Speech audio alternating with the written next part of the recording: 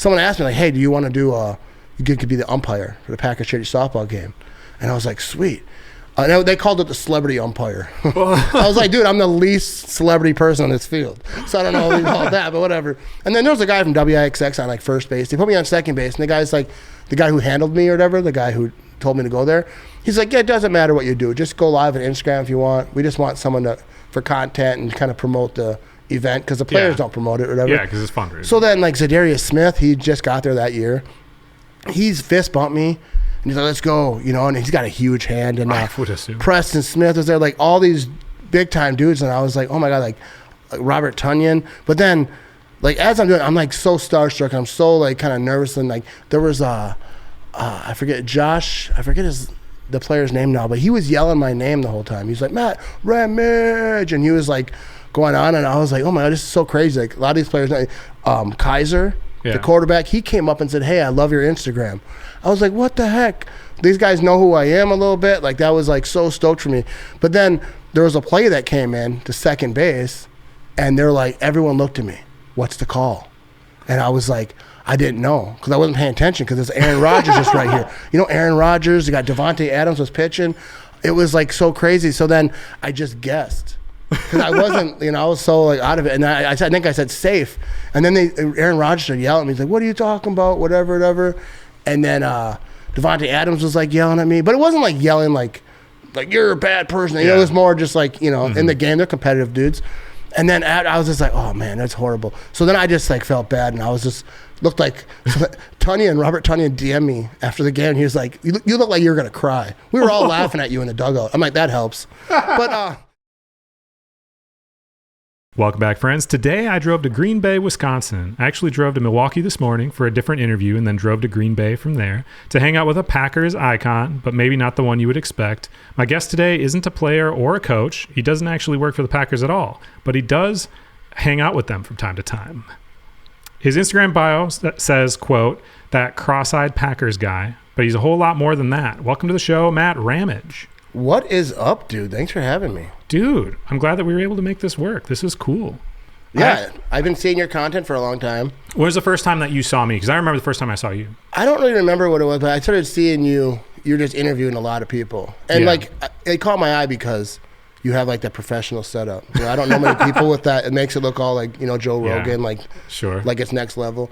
Yeah. I'm in my basement. So whenever I see someone like you or like other people pop up, especially with the Wisconsin people, people you talk to. So yeah. There's not that many. I mean, the twins down south, they got a pretty awesome setup down there now. Their studio is crazy. I told my wife, I'm going to try to get that in our basement. But my basement isn't equipped like that. This garage is better than my basement that we're in. Yeah, dude. I record in my dining room all the time, but I record everything in person. So a lot of it's on the go. So the scenery is different. That's why people got to watch on YouTube because the scenery is different all the time. Like in this past week, I did an interview in the sketchy basement green room in Minneapolis. That was on Friday. And then I was just in the newsroom for Spectrum News in Milwaukee. And now I'm in a Packers themed garage. Yeah. So the visuals are worth it. But the first time I saw you was the first time I had ever interviewed a Packers player. I guess the only time still, Dominique Daphne. Okay. So I interviewed him a long time ago, and I was like looking up interviews so I could like do research, and you popped up. So I listened to that interview, and I was like, who's this dude? And then I started seeing you like interviewing all these players. It's like, how's this guy getting a hold of everybody? I'm so jealous. Dude, the thing about the Dominic Daphne interview is like, I felt like I screwed up so bad because like I remember because I have this room in my basement that's like I call it like the dungeon. Now it's like storage, but back then I tried to put a studio in there. It's so small, but a lot of times like when I interviewed a lot of those players early on when I first started, like I didn't prepare enough. I didn't know enough about them. I just didn't do the stuff that that you got to do now. Yeah. And so even that one I said I'm like really nervous. I think I just said it during the. Yeah, you did. Yeah, and I'm so nervous. Like and I felt like I was screwed up. Now I'm more confident and able to like when I screw up, especially like an interview, to just bounce off it and just keep going. Like I had Charlie Barons on. I felt like I screwed up a lot in that one, more than most for recently. But like I'm always like a big critic of myself. Like every podcast, I think we all are, especially with people, especially if it's someone who I see like this is going to be a really good conversation. And then I always point out like, oh, this is bad. But no one ever says it. Yeah. Well, like you just put Twitter, too much pressure. No one's saying it. I'm just saying to myself. Yeah, you're putting way too much pressure on yourself. I think the thing I always tell myself is that I'm doing the best I can with what I have. So that's it. You know what I mean? Like I try to be kind to myself because I did the best I had in that situation. A lot of times these things are like a one shot, one go, boom, and that's it. It's not like we re-record portions of it. I mean, once in a great while I'll re-ask a question, but this wasn't like me and you had a meeting for 3 hours to discuss what we were going to do. You know what I mean? We showed up and it's like, cool, we got this. We're going to do it in one take, and that's what it's going to be. And I'm pretty happy with how they've turned out. But I think you, like me, it took a while. You know what I mean? Like some of the earlier interviews were not as good as I would have liked. Or the very first video interview I did was blurry, like super blurry and not usable. You know what I mean? Like you make all these mistakes earlier on so that way you're in a better position later down the road. So let's talk about how that podcast, well, actually, I usually ask this question at the very beginning, so we'll ask it now. In your own words, who are you and what are you passionate about? I mean, what I'm passionate about, like, I mean, obviously I'm passionate about the Packers, but like, before that, like, obviously, like, my family. Like, that's, like, everything that I do basically has always been. I mean, that's not, like, unique. That's everyone. But, like, you know, when my kids they're grown now. But, yeah, that, everything, like, even from my working at Cheese Factory, working third shift, everything was so I could see my kids play sports. And even when I first started doing content, it was kind of goofy. I was doing the eye thing. Some of it was more adultish back then because nobody was watching, right? And I was on Vine way back when. I remember my son's friends kind of seeing some of it, and they're like, "Is this you?" And I was like, "No." And then I was like, I was so embarrassed of it, and I was like, "What if people find out?" And like now, you know, I want everyone to find out. Hey, I'm making content, but obviously now it's different. But yeah, what I would say passionate about is just like my family and really the Packers. Like I'm a pretty basic dude. Like I'm not like super social, even like with social media stuff. I'm not like I got Eric's my friend over here. I've made a lot of friends off the social media thing, but I'm not out like partying. I'm not out at bars. Yeah. But I think that's why people like relate to you and why they like what you do. You know what I mean? Like you say, it's not unique being like a parent and family being the most important thing. But for someone who makes content, I think that is unique. Because most people who have a full-time job, especially if they're chasing some kind of creative thing, a lot of times they don't have kids. And that's why they're able to put that time and energy into it. To be able to work your full-time job, be the family man that you want to be, and then still have any energy left over. That's what's really impressive in my opinion, because I try to do the same. Yeah, it's tough because like when you are like doing content, like you almost have to have like tunnel vision to like keep thinking of ideas. I remember like when I was on Vine back in the day, and there's like, you know, those were 6-second videos. And I would just, every day just trying to think of stuff. But then at some point, like, I remember my wife was like, she's like, I get you're having fun or whatever, but like we're, you know, at some point, like you're spending too much time on that. Like you have to, but my wife has always been supportive, but especially back in the Vine days, it was just a hobby. It was just fun. It wasn't, I never had a thought that I'm going to be a content creator and make money. Yeah, like dude, I never be sponsored by Kwik Trip, the best gas station in the world. Even like the podcast, I never had a plan to do a podcast. Like listening to Packers podcasts, like since 2010, like She Said TV was doing it. I never was like, I want to do that. Sure. It just kind of at some point it happened. Yeah. So let's talk about the Vine thing, because Vine was like, I don't want to say before my time because I'm old enough for it. I'm 34. Like I remember the entirety of social media and the internet. But whenever Vine was kind of at a time where I, in my life at that point, wasn't paying attention to the internet. Like really, there's a time frame in my life, like I want to say Facebook came out when I was like 17, 18, something like that. But I was with my ex-wife from when I was 14 till I was 29. So like I had already been dating my ex-wife for a long period of time. I was like settling down early. So social media didn't matter to me. Yeah. And it didn't start mattering until I opened my skateboard shop, which I closed this past July, RIP. It was a good, whole awesome thing. But anyways, when I opened that business when I was 23, that would have been April 2014. That was the first time where I was like, okay, an online presence matters for me. But I feel like Vine was gone already by that point. Yeah, Vine was weird because like I remember I downloaded the app. I never, like I said, never thought about doing videos. And then I would do one every now and again in my truck or my car or whatever. What's the first one you can remember making? Well, the first big one, because I would make just stupid ones. And at first I wasn't doing the eye thing, because that's where the eye thing came on Vine. And then one day I made a video. I recorded YouTube. It was like I worked till 4 in the morning, 5 in the morning, whatever it was. I got home, might have had a few beers or whatever before bed. And I made a video. I recorded YouTube. I just searched, what are you looking at? And I found this video of this guy yelling, what the you looking at? So then I crossed my eyes. I can make my eyes do weird stuff. And I just said, man, I don't even know. And that's all the line I had. And it was stupid. What are you looking at? Man, I don't even know. And I went to bed.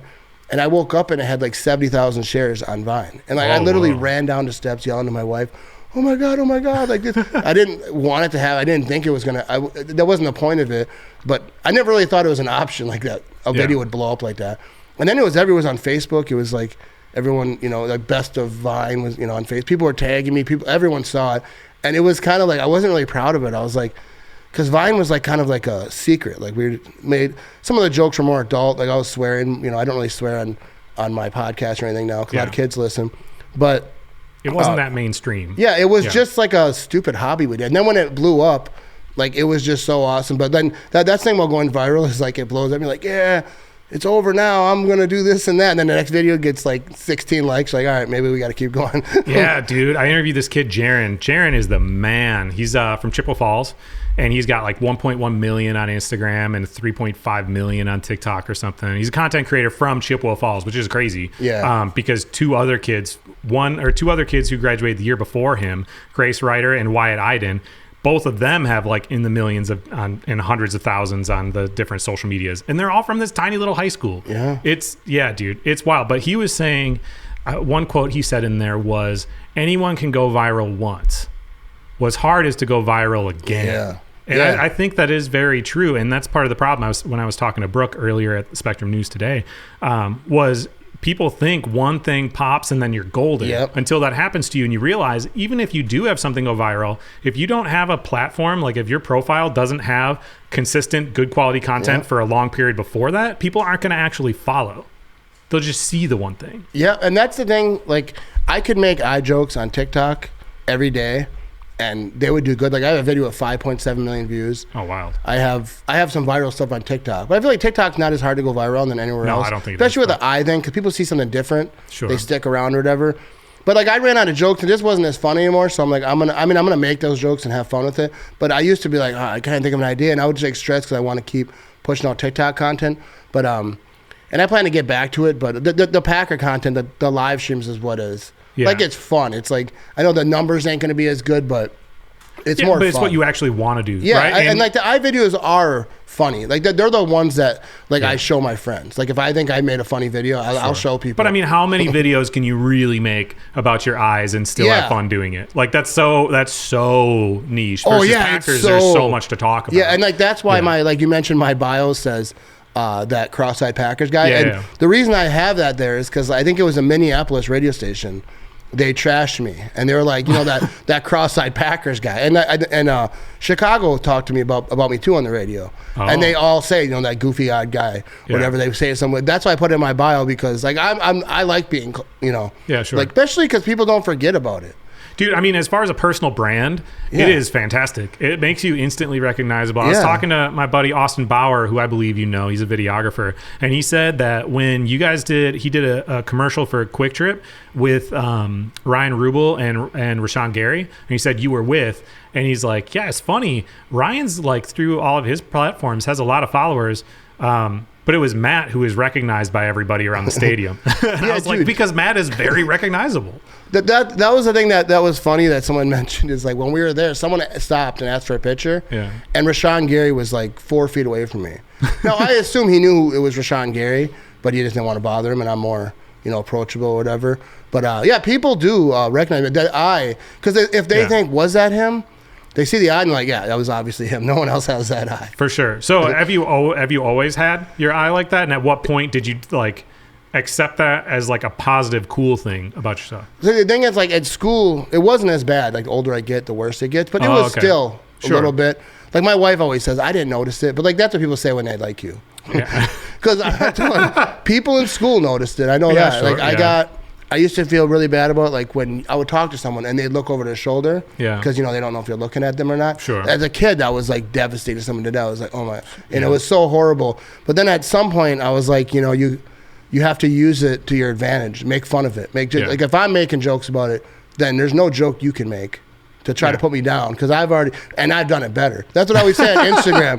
When these people try to come at me, this cross-eyed, whatever, I'm like, dude, if you're gonna make a joke about my eyes, you got to be funnier than me.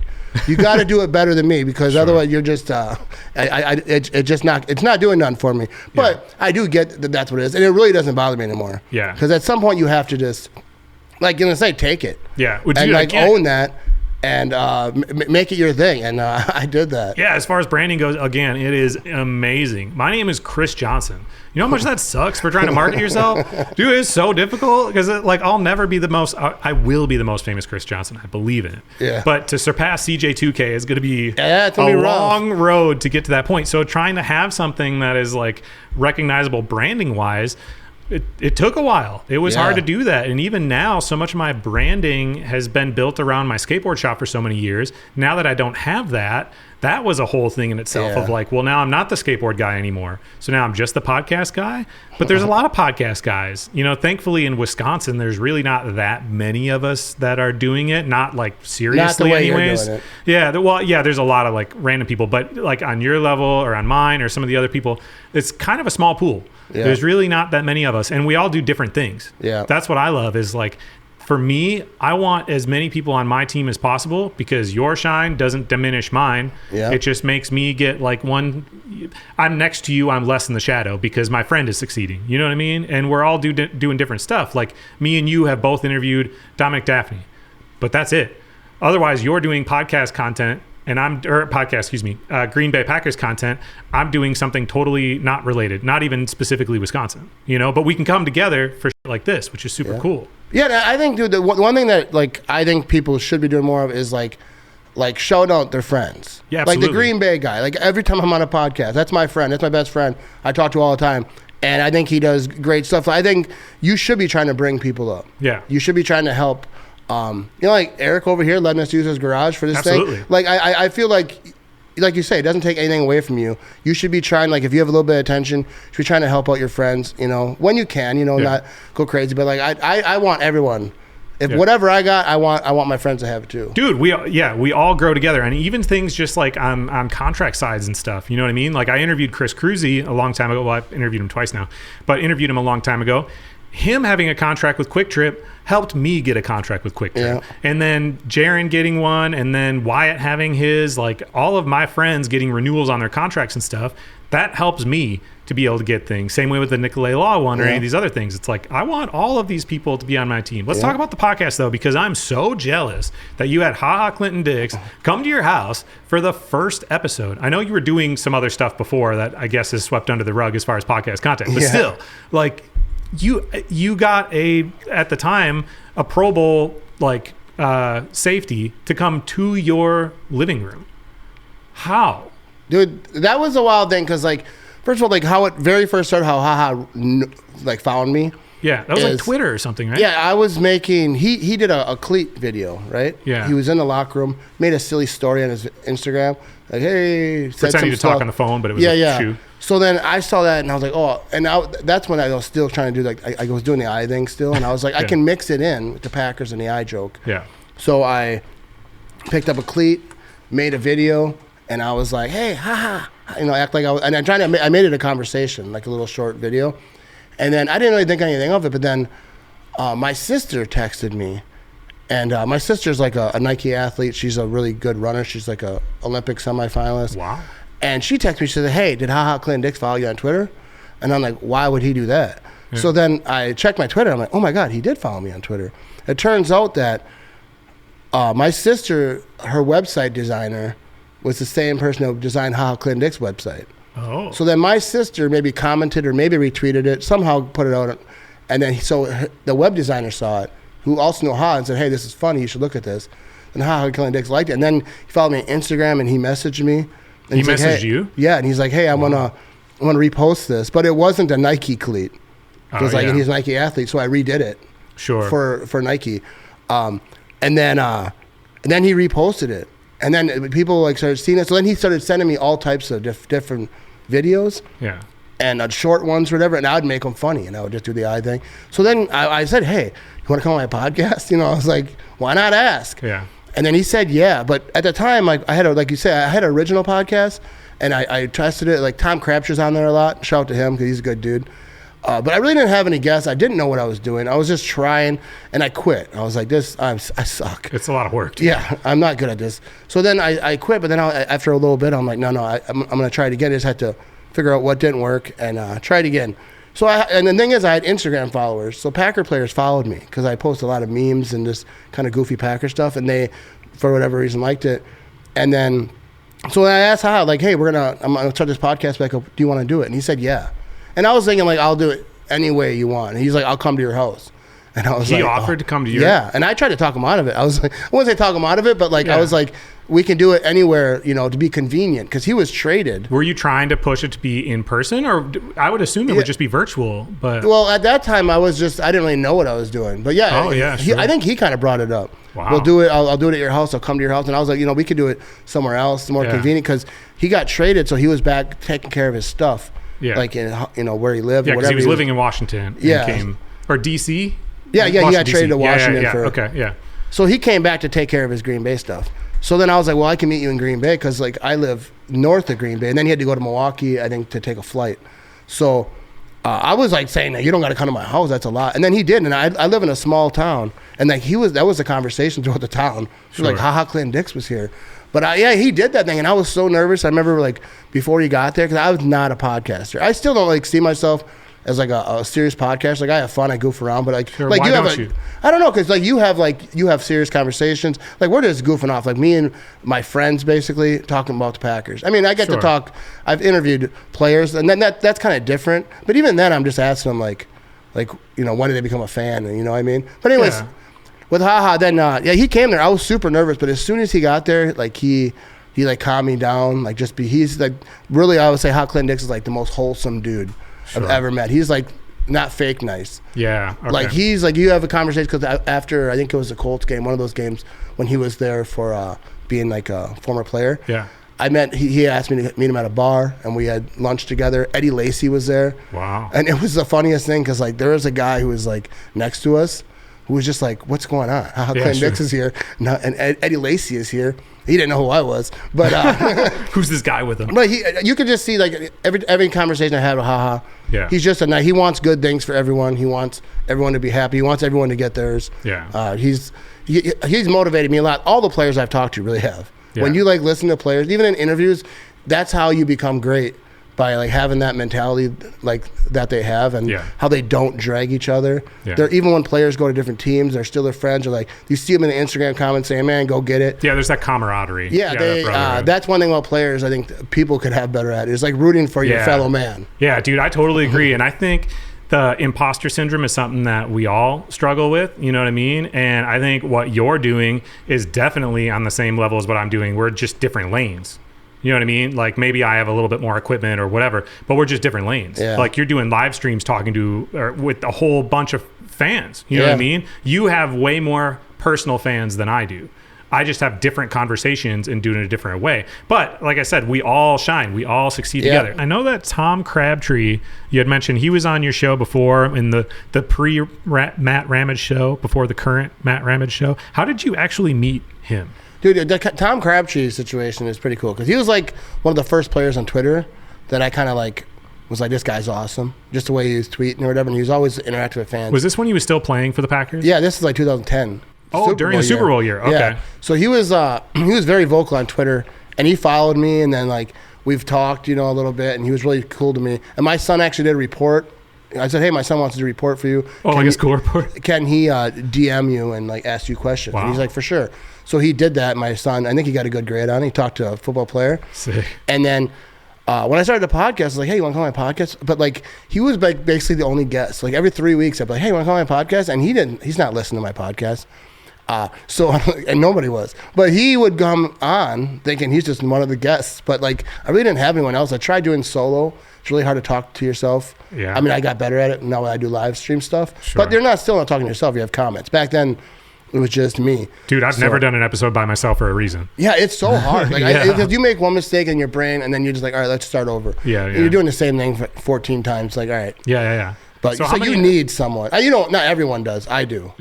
So how many episodes did you do of that first thing with Tom? I would assume like 10 or something. And he was in maybe 3 of them or something No, like yeah, that? he was in most of them. I think Oh, that first wow. year. I think he Okay. did some after. Sure. That first, I kind of consider that was like my learning. Yeah, so kinda how stuff why works. did you shut it down, and then why did you start back up? Well, because I just didn't think I was good, and I was like, this isn't. I only had Crabtree, and like I I didn't really know what I was doing, so I Yeah. kind of quit. And when I quit, I wasn't like, I'm never gonna do this again. It was just kind of like, let's just stop this or whatever. But then after a little bit, the Green Bay guy, Yep. he's the reason I even did a podcast. Really? It was his idea, because I used to be Packers memes on Instagram, and I changed my name to Matt Ramage. And Oh, your doing name on Instagram was Packers Memes. Yeah, I was Packers man. I just posted memes. That's how I started the Packers content. Because my son was a graphic designer. Yeah. He would design like edits of players and like tag them and like. So I was kind of like just trying to bond with him a little bit. I'll start a meme page. That's easy. Just take a picture, throw some words on that thing,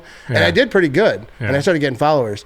But then eventually I was like, I'm bored. I don't want to be a meme maker for the rest of my life. Yeah. So then me and Ben were talking about it, and he's like, just change it. So I made it Matt the Packers guy for like 3 months, and then I changed it to Matt Ramage. I lost a ton of followers. Everyone was like, who's this guy? Right. I just like the memes. So it went down, and then I started posting the Packers video content, and I started a podcast. But back then, I didn't have good podcasts, like content, like on video like this. Sure. People see. This took a long time though, dude. Yeah, it takes a long time. I'm 5 years deep, and I didn't start taking YouTube seriously until a year ago. Yeah. 4 years, dude, before it was like my YouTube page on January 9th hit 100,000 total views, including YouTube Shorts. Like, it was in January that I hit 100,000 views. As of this morning, it was at 1.25 million. That's crazy. But it was 4 years for me to hit 100,000. You know what I mean? Because I just didn't want to go that route, because this is a ton of work. And it's not just like, it's not just the amount of work. It's all the learning it takes to figure out how any of it even works and getting the right equipment. Like, this is my third laptop I'm on now since I started the show. Because in order to have 4K camera angles, like that's what I needed to have. You know what I mean? It took a long time to get there. So you really shouldn't get down on yourself of like what the equipment looked like at the time. That's where like everyone starts. Oh yeah, dude. I remember when I started, when I was in my basement, which I'm still in, but I'm in a different area now. But I used to have my wife's phone as video. And it wasn't matched with the audio or none. It was just like separate. So I was like, I'm gonna post some clips on Instagram and be like one of the big podcasters. But the audio was just horrible, and it was just whatever. But that's how you start. But Crabtree was like a big part of that. But then one day Crabtree was like, their Dane Cook was in Green Bay, right? Yeah. Everyone was going. Nick Barnett was talking about it. Everyone on Twitter, the Packer players are going, and I was going. Me and my brother-in-law are going. So like at the show, me and my brother-in-law were drinking, we're having a good time. Yeah. Crabtree DMs me and he says, "Hey, I got an extra meet and greet because my wife couldn't make it or whatever." Oh. So he's like, "If you want to meet Dane Cook, come with me." So like I went with him, and I ditched my brother-in-law. I'm like, "Hey, I can go meet Crabtree." Had you met Crabtree in person at that point? No, at that point I didn't really. I don't think I've ever met him before. So my brother-in-law was like, "Yeah, cool." He got a ride, whatever.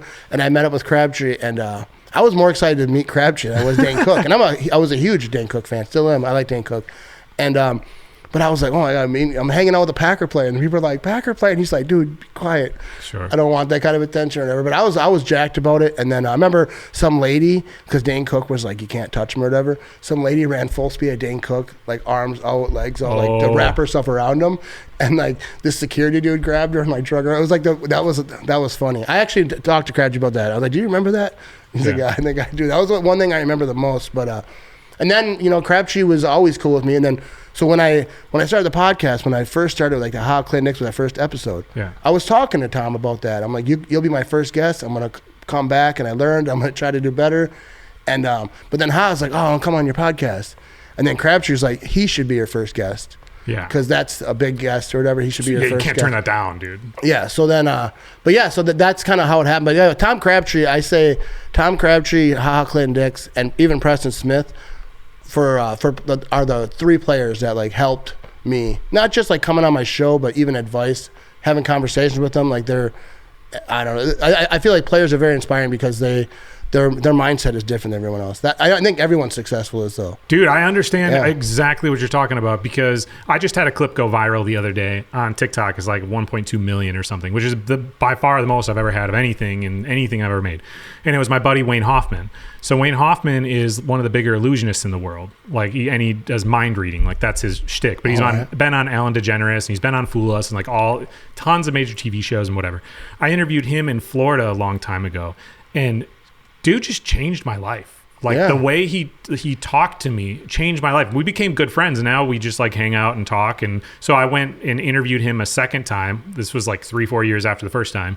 A clip from that interview is what went viral. But we've maintained a friendship. But really, I was talking to him about this. That's a huge motivator for me with this show. is the whole reason the show happened, without me like taking forever to talk about it, because I know we're here to talk about you, not here to talk about me. No, I want to hear about you too. You know what I mean? Yeah. But I own the skateboard shop, and I would get bummed that my friends wouldn't wear Passion branded stuff. That was the name of my store, Passion Board Shop. And they would all say the same thing. They'd say, well, I don't skate, so I don't want to be a poser. I'd say, well, you could support your friend's local business and no one cares. Like, you should just do that. So I was figuring out, how can I get people to want to wear Passion branded stuff that don't skate? And so this rapper came into my store who I like knew, but I never listened to his music. He was just like a local dude. Came to my store, and I was like, dude, what do you think about wearing Passion branded stuff at shows? Being like a brand ambassador. You know what I mean? He was like, dude, absolutely. You know what I mean? So then I was like, well, I don't actually know you. So do you want to we should hang out so that way I know who you are. So he came over and we just like had a couple beers and talked for like a couple hours, and it was basically an interview. And I always thought for the longest time that my connection with other people, because it was mostly skateboarding, was because we both like had skateboarding in common, and that's where this camaraderie was, which was to a certain degree. What I found out though when I interviewed him, and not on purpose but talked to him about music, was like, oh, the common thing here, the common thread, which is why we connect, isn't skateboarding at all. It's the fact that we're talking about something that we both care about.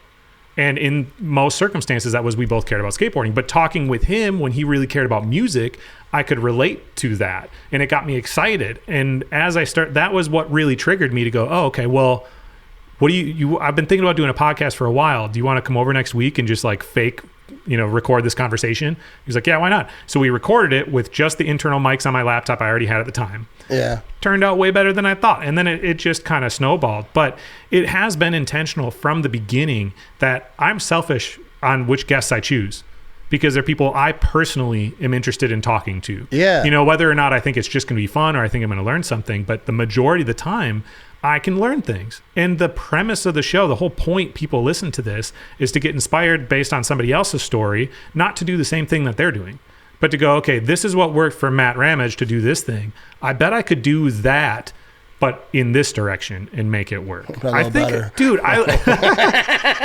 but really, like, I learned so much from these conversations that, like, that's really why I keep doing it more than anything else. Yeah, dude, it's cool because, like, I remember, like, when I had interviewed like players on, like Kenny Clark, I had Preston Smith, but one of the reasons, again, I drink.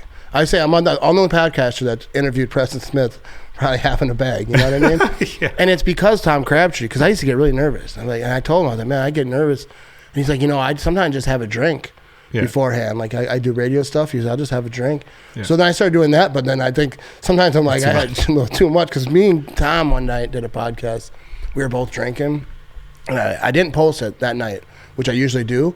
And I was like, I'll just wait till tomorrow. Because this one was kind of... And I listened the next day and I told him, like, we can't post that. Yeah, a little off the rails. We were kind of went off the rails. Well, I think it was funny, but I'm just not sure that everything, both of us might not want everything out there. Sure. Not like it was crazy, but, just doesn't make us look the best. Like, we're all, we were rough. Yeah. We were well, especially because, you were saying your stuff is relatively family friendly, kind of on purpose, Yeah, I've always been, like, the reason I'm clean, because I'm not clean in real life. Like, sure. When I'm with my friends, we were cussing up a storm or whatever. But, like, when I first started, like, my Instagram was, like, a lot of my eye jokes. Yeah. Right? So, and that attracts kids, like teenagers. Yeah, sure. And so then I just was like, I'm not going to swear on my videos. Yeah. I just kind of made that decision. Well, and you're a parent. You're, like, looking at it from that point of view. Because, like, I remember a time at my son's basketball game, like, before, like, when I very first found out people recognized me. Yeah. I was at my son's basketball game, and the other team was like watching me. It was like staring, like the younger team. Yeah. I think they were like freshmen or whatever. So after the game, me and my wife were walking to the basketball court, and they stopped us and said, "Hey, can we have a picture?" Sure. So I was taking pictures, and like all the parents around me, like they didn't know what I did, and they were like, "Why is this happening?" Yeah. Sure. So then after I got done, I was like, "Hey, thanks guys," and I just like jetted out. My phone's going off. We were like, "Why? Why do people want pictures of you?" And then that's kind of how they all found out that I make stupid videos on the internet. Yeah. But back then, like it was Packer stuff, but it was still mixed in with that. Yeah. That I think, and that attracts kids. So I always thought I just won't swear because I haven't yet.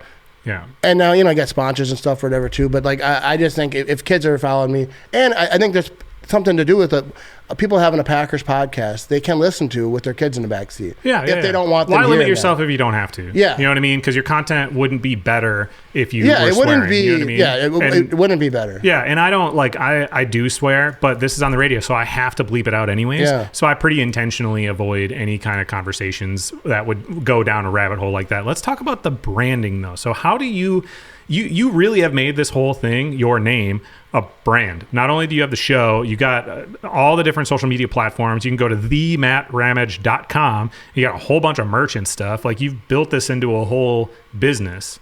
How did you do that? Dude, the thing is, like, I don't even know. Like, a lot of it has to do with the Green Bay guy. Like, he's the guy I go to for advice. Ben, he helped me a lot, but like, I don't know what I'm doing. Like, I try to tell people that, like, I really don't know. I just do stuff. Like, I was trying merch for a lot of years, like Teespring and all the other those shops you can go to. I tried doing a local because I wanted to support local, but then I was shipping. But then I realized I'm at the mailbox every day shipping these hats. I'm not doing content. I'm not really, now I'm just a hat seller, you know? So I was like, I got to figure it out. So then recently, well, not recently, but within the last year or whatever, I've known Dakota Mitchell. He owns Campeche Collection. I think that's how I'm saying it right. It's a weird name. But so I talked, you know, we talked and was like, hey, let's do some merch. We worked out a deal. A lot of the stuff that's on my shop, like, he has the idea of it. Hey, what do you think of this? And does he do the design work then? Yeah, he does all the design. Oh, wow. Okay. This is Victory Monday I'm wearing. Yeah. But that one was actually an old one. I think my wife might have had that idea, but then we redid it when I met. I got with Dakota. But he does great stuff. He does merch for other people. Yeah. He like changed it so that it's like legit and it's good, because I never wanted to sell product that was like not as good, but I was, because I didn't know. Well, right. I mean, again, it's like you start somewhere, right? It has to evolve. You have to learn. Is it all drop ship? Like, does somebody put an order and then he makes it after the order comes in and then he ships it, or how does it work? It's printed to order. So after after they make the order, they print it. Sure. And then they ship it. So it takes like 10 days or whatever. Yeah. But a lot of the stuff, because like I want to do like stuff that like just happened. Like Reed, I have a shirt that said "F it," Reed's down there somewhere. Yeah, I saw that. Like that's golden. Yeah. So like, and that's something that he said, and that's the kind of merch I want. And I only want to have merch that I want to wear. Yeah. Like, I don't want to have anything on my store that I wouldn't wear just because it's trendy or you're trying to make money or whatever. And I think it's cool that I get to wear my own merch. Yeah. Like, who would ever thought? For real. So like, let's talk about this. You still have a full-time job, right? At the cheese factory. Yeah. Not that it is easy to make a living doing things like podcasts, doing content, selling your own branding, like, and there's no consistency like income wise either, which is really tough. But I think it is hard to want to do that much outside of a regular job if you don't like have to financially. Have you at any point wanted to try to make this whole thing your full-time job, or not? Really? Dude, that's definitely my goal. You're working towards that. Yeah, I've been trying. Like, I remember like 2 years ago where I was like, it's a wrap, dude. I'm quitting my job. And then I was at work kind of like, I don't care about this thing. But then after a while, they're, all right, we got to keep this job. We can't screw up. But my thing is, my job has really good insurance. Like, really, my son works at an insurance company, and he said, that's good insurance you got there. Yeah. So can't give up that. But that's my goal. But I want my wife to be able to quit her job too, because if my wife was able to do what she does like full time for me, like, she could help me. And she's smart, sure. You know, so she knows like the plan. But is that something she wants to do? Well, she mentioned it like at some point, if this is what we do. Yeah. Like, she could help me in a lot of like the business ways or whatever. When was the first time you made any money doing this? Like, how long ago was that?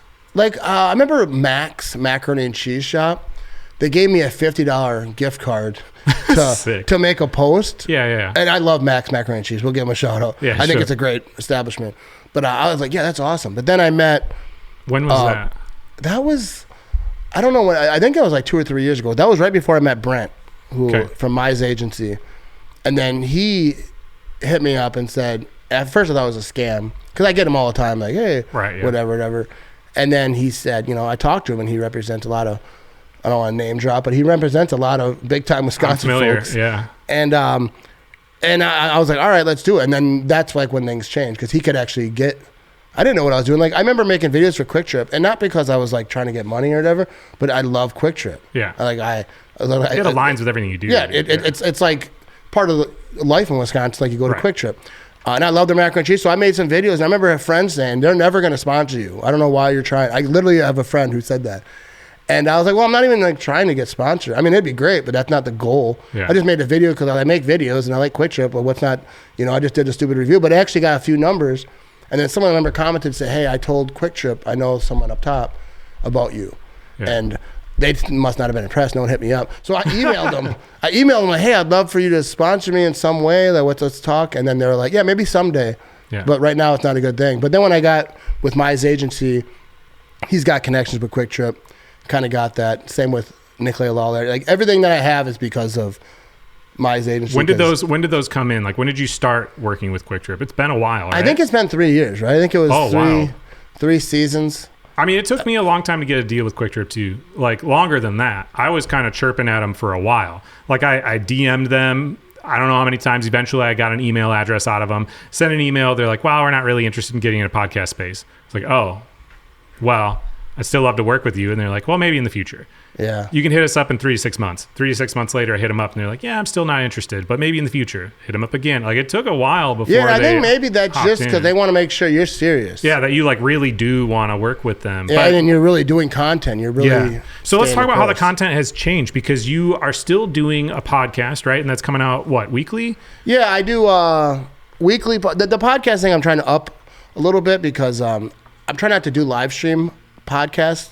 So I want the live streams to be live streams and the audios to be audios because I feel like people on the audio are getting robbed. If you want them to be two separate things. Yeah, so I want to start interviewing people and talking about the Packers. Right. And like Tuesdays I talk with Jimmy, so I'll put that in the podcast. But I don't want to put everything on live stream on the podcast. I feel like they're missing part of it. Yeah, absolutely. It's almost like you're eavesdropping. Yeah, because we're like, hey, look at this. And sometimes I have images on the screen because it's live. I'm like, hey, Jimmy, thanks for watching. Like nobody wants to listen to that. Well, and you did a 6-hour live stream yesterday. Not that many people are going to tune in for 6 hours, yeah, right? Nobody. I don't think people want to listen to that. So I had a really good one last week where I had the guy who blocked the Lambeau lead. I listened to it. Yeah. That was one of my favorite episodes recently because it was really fun talking to him. He actually had a story to tell. Yeah. Like that's why I get kind of like what you do with it. You're talking to someone who actually has a story because most of my podcast we're just talking Packers. I mean, I have players on or whatever, but it's not all the time. Sure. It's not like, especially not during the season too often.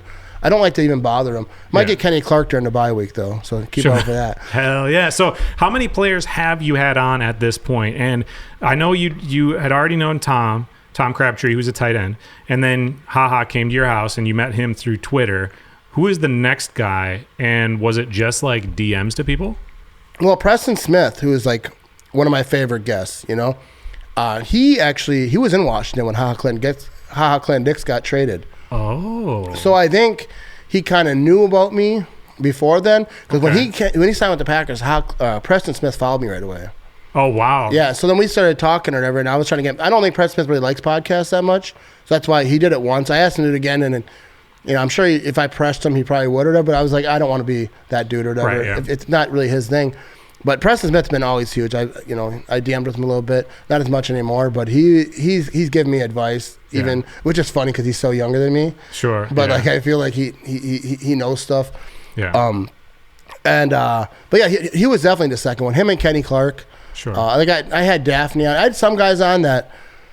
Like afterwards, I was just like, that was bad. But like Kenny Clark, I always have a lot of love for Kenny because he did my podcast in the early days when I was like literally on speakerphone and I would just put a microphone there. Yeah. And it wasn't. I really didn't know what I was doing. I was kind of still learning this stuff. And then I asked him to come on. Like he's been on like 4 times. Yeah. So anyone knows like he's watched me grow and like hopefully get better. But Kenny Clark is such a nice guy. I think because like you said earlier, like. Players don't need to come on our podcast. They don't benefit from it. Yeah, I get like if they're on Pat McAfee, or if they're on like big level stuff, it benefits them in a certain way. But like Kenny Clark coming on my podcast isn't helping him. He's having fun. Hopefully, I think he likes to do it. That's why he does it. Yeah. Like all the guys, Preston Smith, he came on my podcast. Like I know he was doing a favor. Right. He was being nice. He wasn't like, hey everyone, I get to do Matt Ramage's podcast today. Yeah. Leave me alone. No, like he was doing me a favor. The same with Ha Ha Clinton Dix. Like he was going out of his way. I assume hopefully they had fun while they did it, but like you have to understand that it was a favor. Like it didn't. Dude, no, for real. Because when I first discovered you, when I had done that Dominic Daphne episode, I remember watching it going, how the hell is this guy getting all these people? Because I had wanted to interview Packers. I was genuinely jealous. I wanted to interview Packers players, and I was like, well, I can't even get any of the backups. I mean, he's getting Preston Smith on. He's getting hot. And I'm like, what am I doing wrong here? Dude, what I would really do is I would get drunk and DM players. Like there was a time, like that's not how I got Ha Ha or Preston, but like a lot of like the random players who I didn't have like interaction with, I would be drinking in my basement. I'm like, dude, I would never copy and paste because I felt douchey doing that, but I would just like try to like pretty much ask the same way. Like, hey, I've had Ha Ha Clinton Dix on. I've had this guy on. I'd love to have you on. Positive conversation, not the media. I'm just a fan trying to talk. And I always make it clear that I don't have an agenda. I just want to talk to you. And most of the time when I had Adrian Amos on, who I thought was a really cool interview. Yeah. And like, I just want to know, like, I think a unique question is, when did you know you could make it to the NFL? Because a lot of guys in college are great. They don't make it. I asked Adrian Amos that, and the one person that I remember answering it, he just said, like, there was one game when he balled out. I think it was him and his dad after it. Like, I think we can go to the next level with this. Because, like, not everyone's LeBron James. Right? Well, yeah. Not everyone's just, like, destined for greatness. Like, you're going to make it. Obviously, injuries are a part of it. But I always think it's interesting, like, who did you root for? Like, were you a fan? Some players aren't fans of football, like, as we are, or as I am. For sure. Where, like, they're dialed in. Like, they have teams. I'm from Atlanta, so kind of like the Falcons, but I wasn't. They were playing football in high school. They were busy at practice and doing whatever. So I think talking to players is really interesting. But in my early days, dude, I had to been. I remember who's the backup for the Packers? Boyle. Tim Boyle. I had Tim Boyle on. Halfway through, it wasn't live, right? Halfway through, my brain just shut off, and I froze. and I was like 45 seconds where I just sat there in silence. And I was like, I'm really sorry. I don't know what's happening. And then I asked him, I said, do you have any ideas? Because it wasn't far into it, right? Yeah, sure. And then he's like, and then as he started talking, it came back to me. And then I started going again. Yeah. And then I finished it. And I thought the episode was probably pretty decent for the time. Sure. But I had to edit that part out. And then I told him, I said, never tell anyone about this. Like, we laughed at the end. Sure. And then I went on a podcast next week, told everyone. I was like, dude. But I do think that people should hear it. Because a lot of people talk to me who are starting out, and they ask me. I'm like, dude, nobody knows what they're doing. Maybe some people do, because I say, like, you look at Grassi, look at Nagler, she's at TV, look at all the people who are pros. A lot of them went to college. Sure. For some time, even Charlie Barron's went to, like, journalists. Like, they're very, not to say that makes it easier. Yeah, but like, still, watch the first things they did, and they don't look like what they do now. Yeah, I mean, I remember watching She's at TV back in 2010. Yeah, or Charlie Barron's Manitowoc Minute, whatever. Yeah. Like, none of that stuff was to the quality that you expect now. You just think of, like, where they're at now. Okay, they're better than where I started, though, when they started. Well, no, but I do think that if you're just starting off, like, you might suck at first. Probably will. Everyone does. And then you just have to keep doing it. Like, and like I say, some people have training, especially like in news or whatever. I think it kind of helps. Not to say that that's why. Like, if I'd have went to college, I'd have been, I don't mean it like that. Yeah. I'm just saying some guys are just naturals, and some people just have to just keep doing it and just have fun and see if it happens. No, I think it's important, because the only way people are going to get inspired to do something is if they see somebody else do it and they can envision themselves doing it. Yeah, and if they see my stuff early on, they're like, I could do that. Well, that's what I'm saying, man. Question for you. I know that, like, same agency and everything, I get that there's a lot of ties to it, but how'd you get Charlie Barron's to come on your show? Because he doesn't respond to my DMs, and I want that dude on my show. Yeah, dude, I feel like I've been DMing him probably for a while, and he was on a pregame show of mine a long time ago, and I used to I said to him on that show, I was like, I get drunk and I just DM people, and I was like, oh, you've got a couple or something, because I apologize. And he's like, yeah, you did send me one of those. That's awesome. So, like, throughout the years, like, he's known who I was. We've never, like, talked. We're not friends or whatever. I know people who know him or whatever, but then Ed the Diver, right? He was at Cleaning Up Marinette. You know Ed the Diver, right? Yeah. Great content. And he said, hey, you should come out here. Charlie Barron's is coming out, and we're going to scuba dive, and you could be there or whatever. I'd never met Ed, but we've talked before.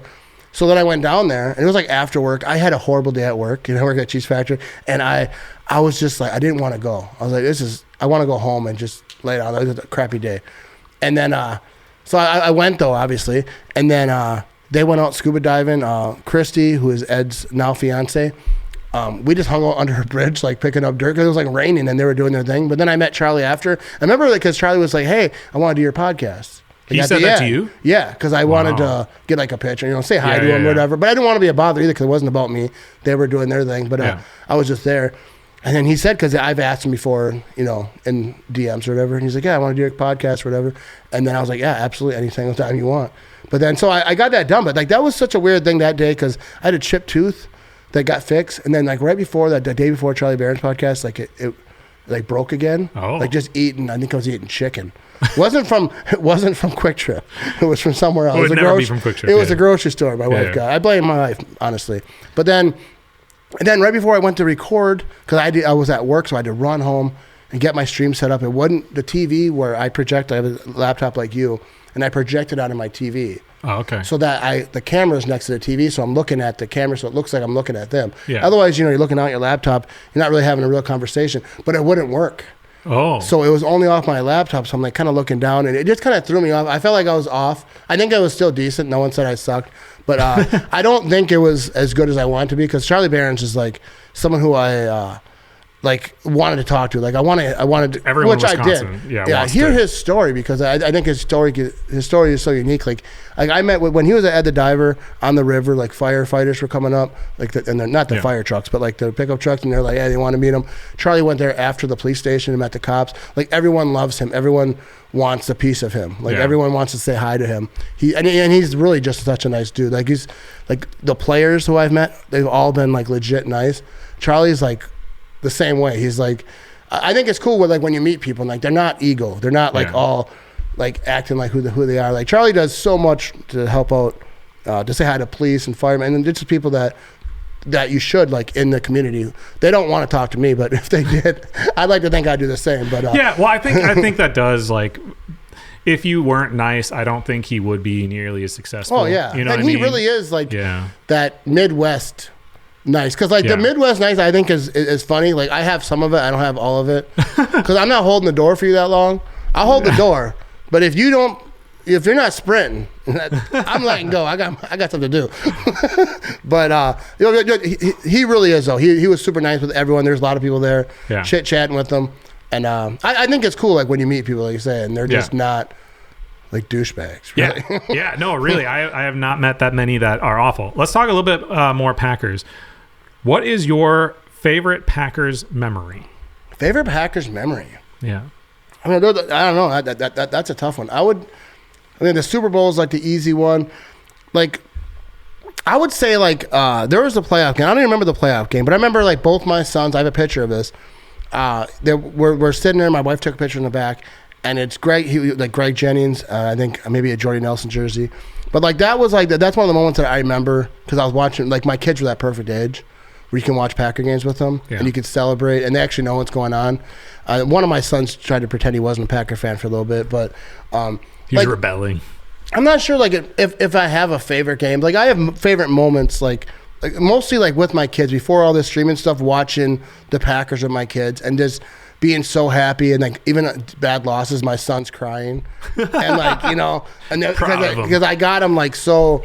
You know, they're passionate, and that's how you become a Packer fan. It's from your parents. Yeah, totally. But yeah, I think that my favorite moments are there. But like favorite games, like it's different. Like games I've went to. I went to a Broncos game with the Drew Cave and Frank Titletown and Green Bay guy Ben.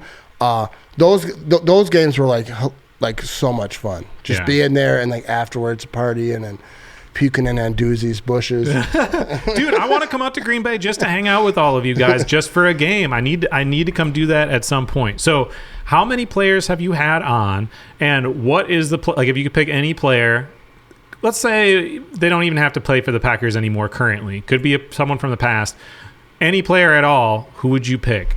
I probably had about I don't know how many players I had on for sure. I would say like 12, maybe more. Oh wow. Because like, a lot of them were rookies. Like Kingsley Keke, had him on as a rookie. That was a horrible episode. It's still available up there. Why? Because at that time I wasn't studying. I didn't know him. They drafted him. And I'm like, hey, you want to come on my podcast? And you think you're like, all right, study who this guy is. I looked at, hey, he went to college over here. Well, let's kind of brainstorm. But it wasn't good. I was just asking him stupid stuff. Like, what's your favorite color? I mean, I was early on where I was just, after that, I stopped asking rookies. Yeah, unless I was going to be like, hey, like now if I did, I've asked rookies. They never did it. But I would say I would study them, and I would figure out how to make. You learn from mistakes, right? Yeah. You figure out how to make a conversation. So and eventually, that's the thing that I do now better. I think is having a conversation like this. It's not an interview. It's like talking, not like you're looking, what does you think? Yeah. Well, I think you have to have questions in mind. You have to have a general story you're trying to tell, so you have to be prepared for that. But you cannot just stick to them. Yeah, you can't dial in. One thing that helped me was I was only doing audio for a long time, several years, and so I could look at my notes. You know what I mean?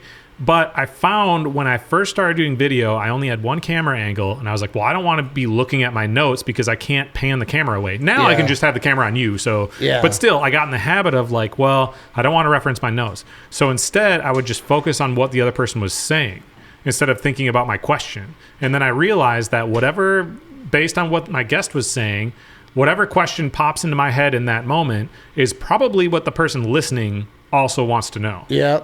I just had to trust myself that those questions would come to me. Yeah, I forget sometimes because I'll be talking to someone, even if it's all Packers, talking about my guy Jimmy, and then he'll say something that triggers something in my head, but I'm not obviously going to cut him off or let him finish. By the end, I'm like, I forgot what the hell I was going to say there. But But I think that's how it should be. Whether you're talking about Packers and just like going back and forth, or you're interviewing, it should just be a conversation. Totally. Because it's almost like people on a podcast, especially audio, like they get to like, all right, we're hearing something like this is a conversation. It's almost like you're eavesdropping. Yeah. But it's meant for me though at the same time. So So let's go back. Which Packers player would you pick?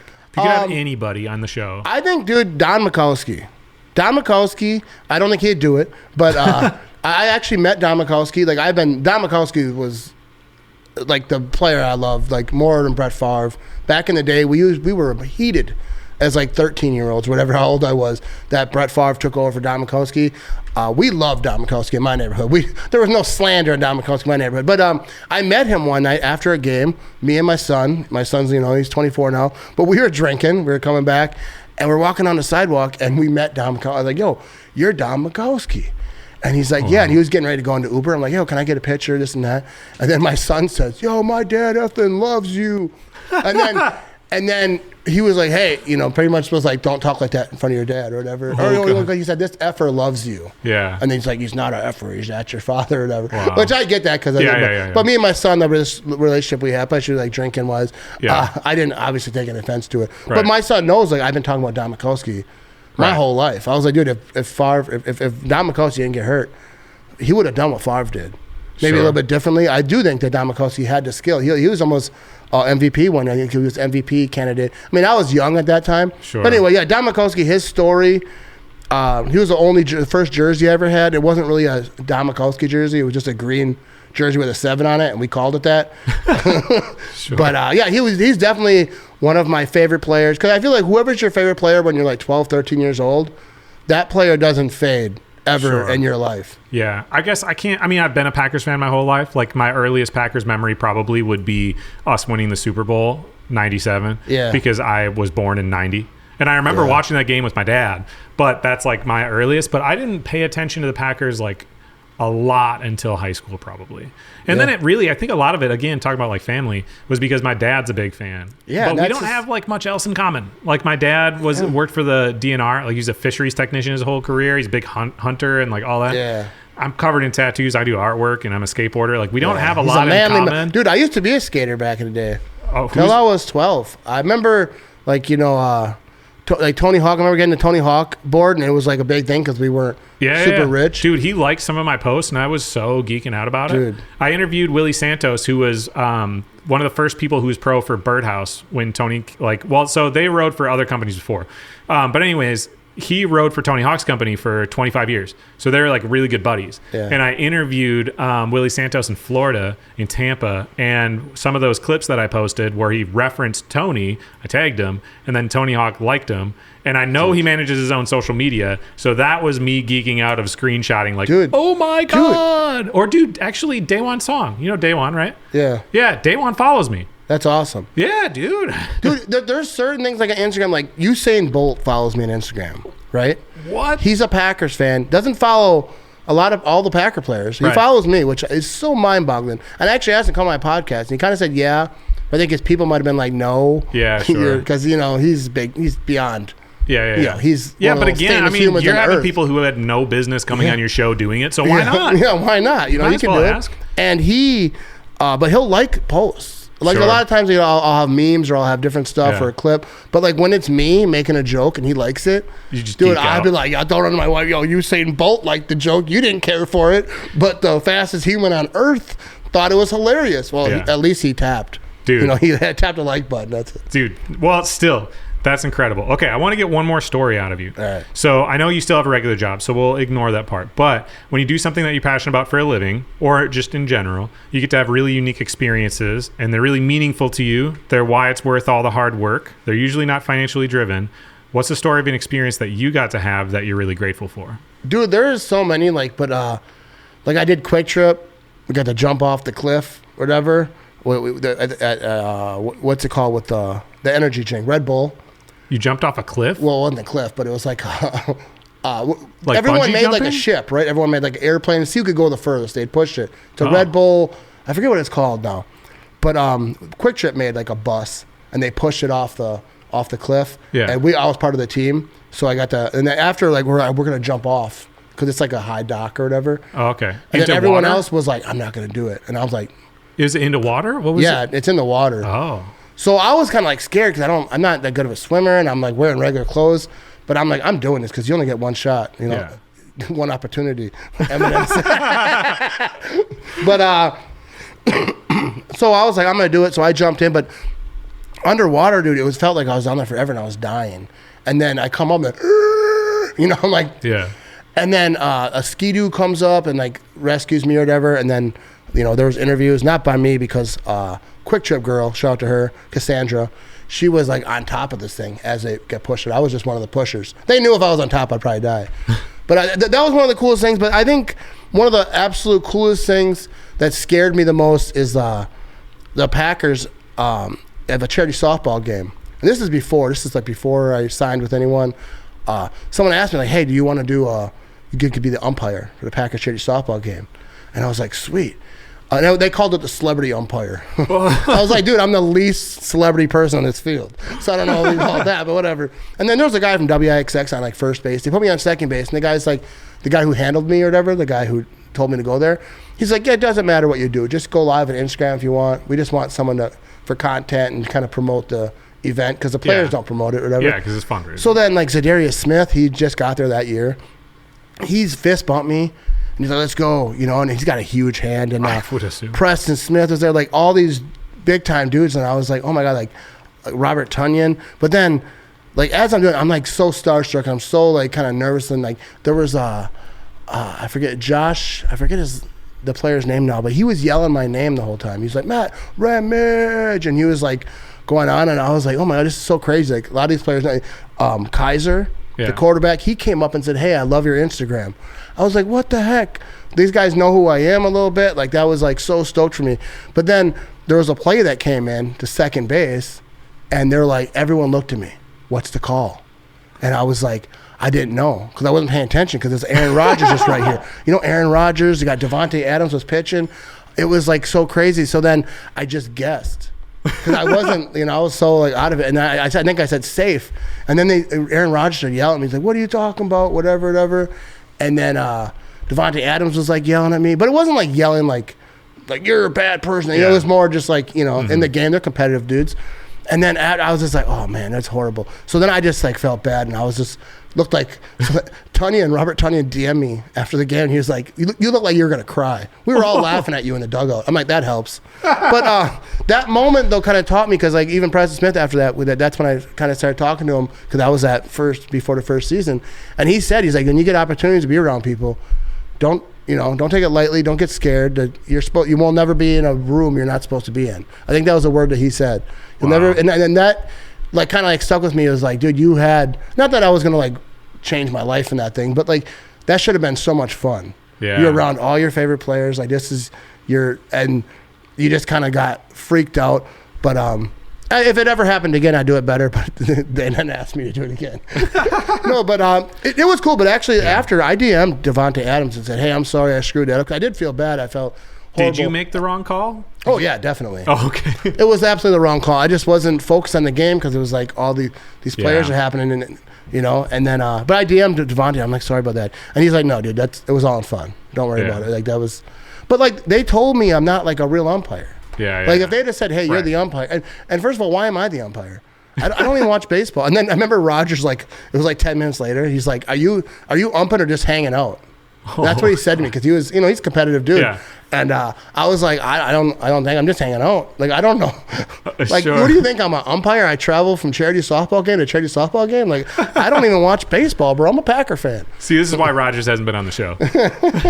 No, and I don't have no hate for that. No, I know. I was just kidding. But at that day, dude, I remember going to graduation parties. Yeah. Because my son, all his friends him and his friends were graduating. I remember going to one, like all the dads were like, "Hey, what happened?" Because it was like on TV, like people Sure, yeah. that charity softball games are kind of a big thing. It wasn't the Donald Driver one though. There's a different one. Yeah. And then like Aaron Rodgers yelled at me. They're like, "Bro, you made it." But I kind of felt bad at the time. I was like, "Oh man, like you screwed up. You had this opportunity or whatever." But now I just look at it as like, it's a cool story. Yeah. Like I got how many people get yelled at by Aaron Rodgers? Maybe more than you think. Yeah, I was gonna say. Dude, no, that's incredible. Well, dude, I guess this isn't your place. You didn't have me here, but I appreciate you kicking it with me. I'm glad that we got to finally meet and make this happen. I have a gift for you. Oh. If that's okay. You like coffee, right? Yep. Okay, cool. Because this that's been sitting in front of you is all for you. There you go. You got Minimum Wage Tim's coffee. So Tim Frederick, Minimum Wage Tim, lives in Minneapolis. And he's been a homie of mine for a good long time. He went to college in Eau Claire, where I live. And he started this coffee company. These beans are from Honduras, which I'm actually going on vacation to in 2 months. But a bag of these beans is for you. That's awesome. My wife will be stoked too. She's a more coffee drinker than I am. But you can even smell it. Yeah, dude. I got you that. You didn't even bring me any swag. Dude, I got you a Quick Trip. I got you some Dunkers. Yeah, dude, because the bake sale's happening. Well, anyways, dude, thank you so much. Give a shout out to where everyone can find you. I know that we have the website. You're on all the different socials, I think. Just shout out where people can find you. If you go to thematramage.com, you could find like the links to Instagram and all of that. But yeah, I'm on Instagram. I'm on Facebook. I'm on Twitter. Like, there's a social media platform. My wife used to joke about that. She's like, "Why do you have to be on every single one?" Before, like, I was trying to, like, on the Vine days, I was like, "Dude, I gotta." But I'm everywhere. TikTok, dude, I have a TikTok video with like 5.7 million views. That's wild. And I did it in a stairway. Dude, but that's kind of how TikTok is, though, man. It is. Like, nothing at TikTok, I don't understand how it, like, the video of mine that's at 1.2 million from this past week is a good video, but is it 100 times better than all the other ones? I don't know, dude. Mine wasn't. Mine is just that I guess he's like a serial killer guy. And it says he killed 14 people just for looking at him. Oh, I saw that video. And then I just made out like, "Hey, don't worry, everyone. I'm safe." I had the eyes all dry. And it did 5.7 million. But anyways, I'm everywhere. If you find me on social, just search Matt Ramage, especially on Facebook. Yeah. I have fun on Facebook. Facebook's a wild spot, though. Yeah. Dude, do you treat the different platforms differently? Yeah, I think you do. Like, you can't, when I post on Facebook, I won't post always on Instagram because Instagram, like, people have different expectations. Like, even like a long podcast on Facebook, nobody wants that. Sure. Nobody on their Facebook is looking to watch an hour video. But you could post it like a YouTube link because people on YouTube, they want to watch. Like, I go on YouTube and I'll watch Rogan or whatever podcast. I watch a lot of podcasts. Not a lot, but like sometimes I'll drink beer in a basement. I watched last night Rogan with Adam Sandler. Sure. Which I love Adam Sandler. But yeah, so I do it differently. You have to know like what platforms. I don't really know what Instagram wants because it seems like whatever I post, us do right now. Yeah. They're like, nope, not going to show that to people. Yeah, I mean, I think you just have to constantly be going where the opportunity is. Oh yeah, you just have to keep going. Like some stuff doesn't work. Yeah, some stuff does. Just have fun with it. And I think if you're having fun, your audience will. Yeah, I think so too. So everyone's got to go follow Matt Ramage, which is MatTramage, correct? Yes, sir. Awesome. And then Passion Pod, if you don't, I'm on all the platforms as well. I used to be pretty hardcore just on the Instagram, but these days you can find me over on TikTok. YouTube is the main platform to be able to consume the media. But you can find links everywhere, passionpod.org, because .com was taken. It's probably for a way different website. I was thinking that. Yeah, I was thinking that. Okay. Thank you for joining us for this episode of The Passion Pod. We hope you enjoyed it as much as we did. We'll see you soon.